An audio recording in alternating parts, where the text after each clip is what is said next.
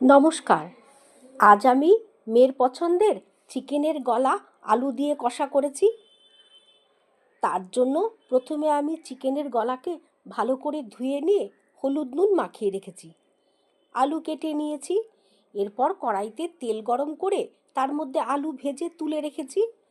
এরপর কড়াইতে তেলের মধ্যে তেজপাতা, জিরে, এলাচ ফোড়ন দিয়ে সেটা থেকে ভালো গন্ধ বেরোলে তার মধ্যে পেঁয়াজ বাটা, রসুন বাটা, আদা বাটা, শুকনো লঙ্কা বাটা, জিরে গুঁড়ো, ধনে গুঁড়ো, হলুদ গুঁড়ো দিয়ে কষিয়ে তার মধ্যে চিকেনের গলাগুলো ছেড়ে দিয়ে কষিয়ে কষানো হয়ে গেলে তার মধ্যে পরিমাণ মতো নুন ও গরম জল দিয়ে ঢাকা দিয়ে তার মধ্যে আলু মিশিয়ে মাঝারি আঁচে রেখেছি সিদ্ধ হওয়া পর্যন্ত।